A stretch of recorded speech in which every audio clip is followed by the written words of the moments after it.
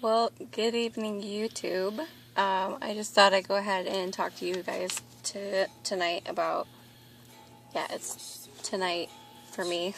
I don't know about you, but it is for me. So, I wanted to talk to you about time management. I've had so many people ask me and talk to me. They're just kind of curious about, like, how are you able to do everything? You have 4 kids. How do you fit in the time? You're a single mom at that too, and blah blah blah. And it's like, first and foremost, if you really want something, you're gonna make the time for it. Now, how I do things to make sure I do have the time is, first off, like, I wrote this all down. Everything I'm going to discuss with you, because it's first most important thing you got to do. Have a notebook or a phone handy at all times. Who doesn't have their phone on them, like, all the time? I know, mine's like pretty much glued to me. And then next, you need to know what it is, what you want to do. So if there's like certain goals and stuff, or that whatever you want to hit, then you need to make sure you write it down. Like, I want to lose weight by such and such date, or whatever. You need to try to go ahead and write that goal down. And then next, you need to draft up your plan. Like, how are you going to do it? Now, if it's anything with the diet and everything, because this is like what the time management is for fitness plan. This is time management for a fitness plan, what I'm going to title the video for you. So basically, first off, you want to like jot down information about the actual diet you're going to do. Like what I do is I follow macros, and I also use on my fitness app. You'll see the Under Armour logo. It's blue. If you want to download that on Apple or Android, it's available on both. It is a free app. You can get an advanced version for more money. For money, I'm sorry. It looks like this. See it? So it's called MyFitnessPal. There's a better look of it once it's open. That's exactly how it looks.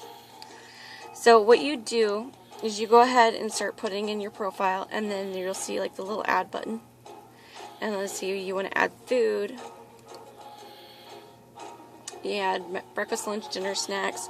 Now if you do what I do, like 5-6 small meals a day, then you add a lot of your stuff into your like you have 2 breakfasts, you have 2 lunches, you have 2 dinners, and or whatever, or snacks. Just it's kind of however you want to do it.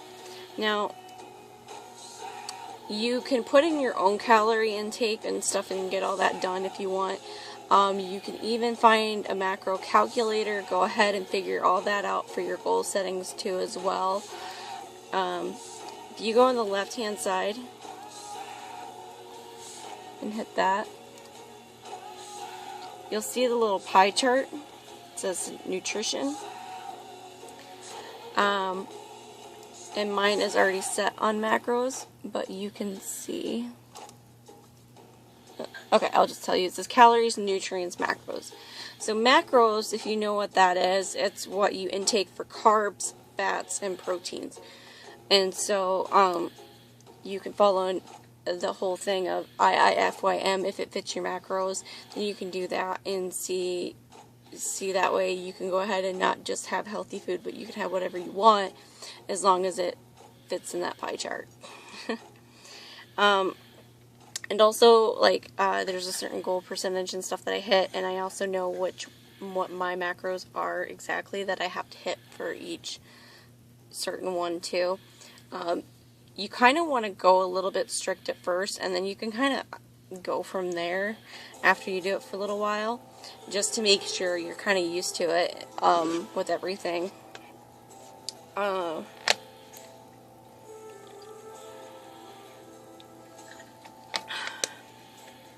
Always hydrate. Hydrate or die. It's always been one of my mottos.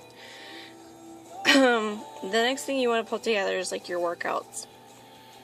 You want to devise your plans, basically come up with concepts that are going to work with your time. You want to set up what you can do based off of, like, if you see any of my other YouTube videos, for example, like if you want to work on glutes that day and you're, like I did a at-home glute workout, you can go ahead and do that, and you'll see, like I always say, like, you know, there's not a certain amount you have to do for each set, there's not a certain amount you have to do for each rep. You can do circuits of it too. Sets is like how many you do. Reps is how many times you do it. And circuits is how many times you do your reps. If that makes any sense. Like, okay, so to better explain this, let's say I was doing a bicep curl. I wanted to do 4 of 12. That's 4 sets of 12. So there's 12 of these, and then take a break. 12 more, take a break. 12 more, take a break. 12 more, you're done. And then you go into your next workout, and then you go into your next one and do whatever, 4x12, 4x12, 4x12. This is just an example, I throw it out there. And then let's say there was like 4 exercises. Then that's a whole circuit. Then you can go ahead and start over again. If that makes any sense, cool. If not, I'm sorry. It's the easiest way I can explain it, I guess you could say. And you kind of want to, the biggest thing to me is, like, don't be strict on yourself. Like, as you're writing things down, saying, like, okay, well, my biggest areas I want to work on, like, for me, example, is my abs and my lower body. So I do legs twice a week, and I do abs 3 times a week. So I just write it down. Legs 2 times, abs 3 times, shoulders once, triceps once, biceps once, back once. Because, okay, the only reason why I do, like, the upper body only 1 time is because most of them, like 90% of them, are not isolated workouts.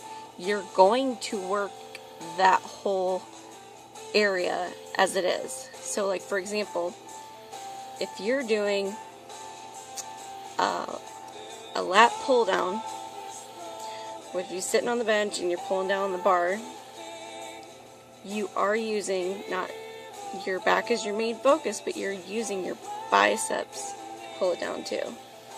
You're using all kinds of muscles. So that's why the rest of them I only do once a week, because I'm pretty much going to work out more than just one area as it is anyway. If I'm doing a tricep workout, most likely I'm going to hit my back too, if that makes any sense as well. So you want to write that down. I want to do this so many times a week, and this one so many times a week, and blah blah blah. And then, as an example, I went ahead and pulled up my phone. Like, okay, and everybody pretty much has like one of those like notepad deals on their phones. Right, okay.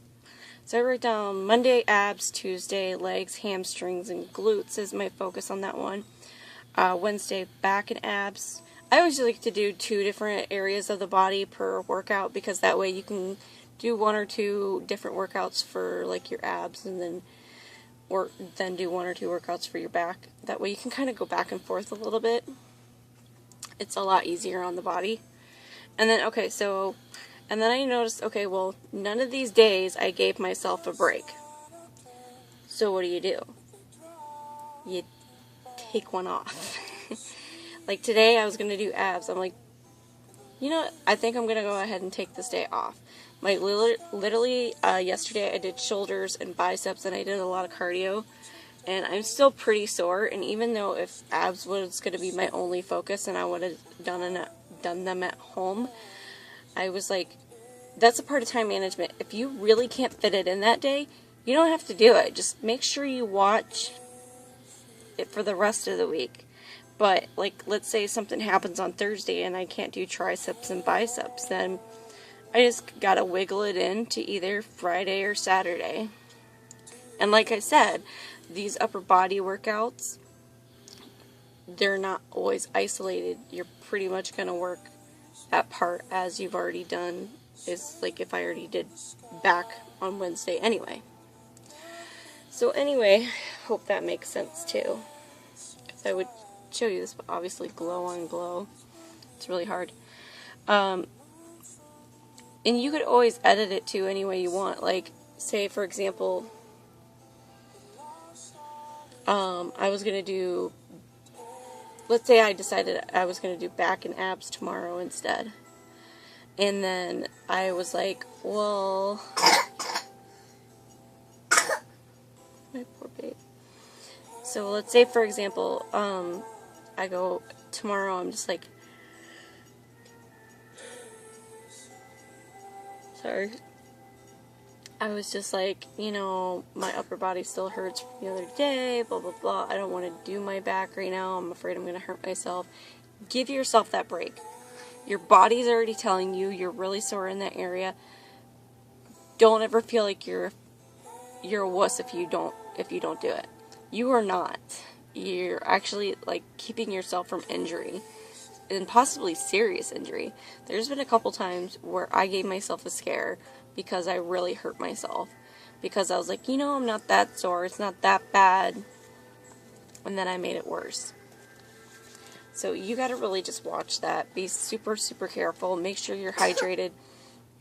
Make sure, like, I recommend always drinking BCAAs once a day. Because even if you're not working out, you still want to make sure you're recovering from what you did the day before. Super important. So, like, even write that down too. Hey, I need to make sure I drink my BCAAs. I have a goal for how much water I want to drink. If that's your goal. I don't do that, but I'm just saying, if that's something that you think would help you, write it down. And then you also want to make sure with your workouts, like I said, it's just super important you're not strict.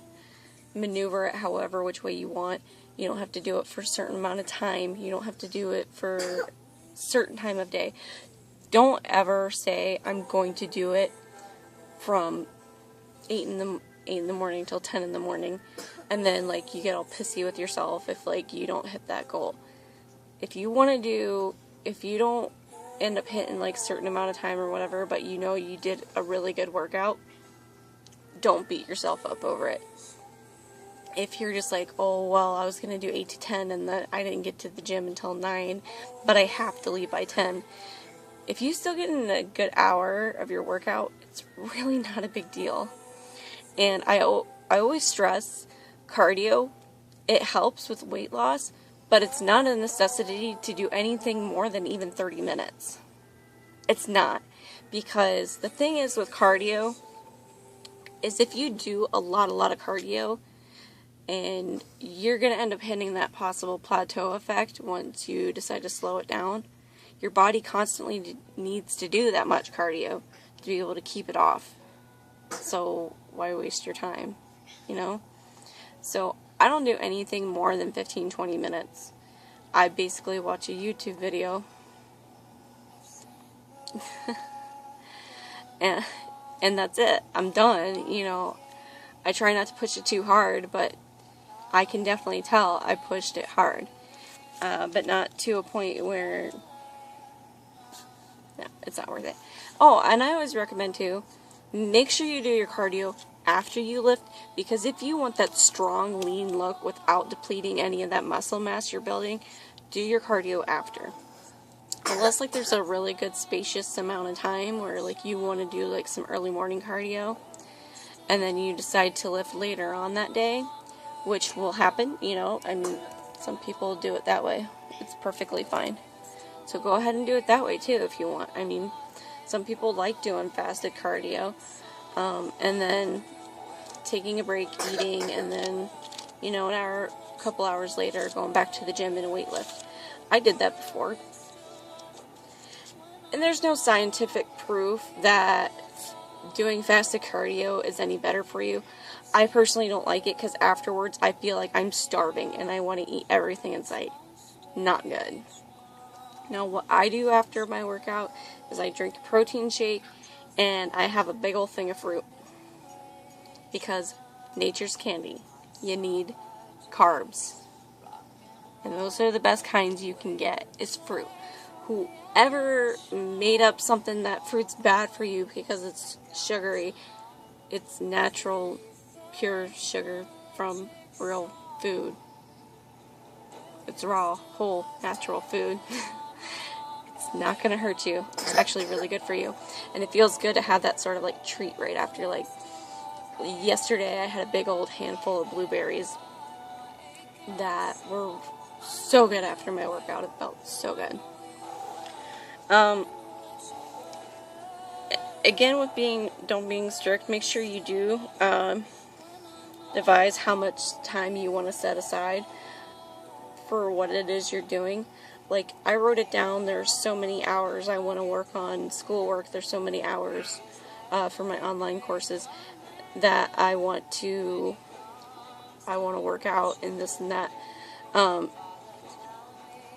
And like I said, you don't have to be strict on it. You just want to make sure you can fit it in there. Like, let's say you're really exhausted and it's midnight or whatever, and you really want to go to bed, but you didn't work out. If you want to go to bed, go to bed. You're really not going to hurt yourself if you go to bed. Being honest. But it doesn't mean, like, you can't, again, you have the next day to make up for it. Just make sure you're not making a bunch of excuses and doing it all the time, because that's where you're not going to hit your goals. Like I said, if you really want to do this, you're going to make time for it. Just like I said, first and foremost, write it down, jot it down on your phone. Just make sure you have it somewhere to where you know you're going to pay attention. If you want to set a timer, you could do that too. I've actually done that before with my Facebook page, Fit Inked Mama 4, the number 4. Go ahead, like it, follow. My poor babe, she's got allergies. I always set it. You know how, like, you can invite people to like your page? I will time myself 20 minutes and I'll not give myself any more or any less of that because I don't want to be super distracted. And then I'll just invite people to like my page. It does really well when I do that because as long as I'm consistent with that and do that every day, then you're not really going to do anything. I don't count how many people. I just rather set a timer. I don't want to be like, oh, I want to hit to where I invited 150 people and then I lose track of how many people I may have added or not. And then I'd rather just time myself. I also recommend using a timer if you're doing some certain at-home workouts too. Like, if you don't want to do sets and reps, what's a really good idea is you could do like 1 minute on and 1 minute off. So you got to work out for 1 minute and then take a break for 1 minute. And then you kind of go back and forth with that. I recommended that to someone I know because they don't like the idea of counting and then possibly losing count. Sorry, it's like almost midnight here, speaking of which. Yeah, I'm exhausted, but I'm just sitting here and talking to you guys. I'm not gonna beat myself up for not working out today, because I'm like, you know what? One of these days this week I gotta take a break anyway, and if I took it Monday, oh well. I'm not gonna suddenly like lose everything I worked for. As long as you stick with everything else, well, it's usually a good idea to take 1 or 2 days off anyway. You really need that time to kind of sit together, refocus, put your energy elsewhere if you want. Like, this is what I want to do, is try to help you guys with information as much as possible from everything that I've used and has worked for me. If you ever want to like get a hold of me and try to find out some more things that might help out,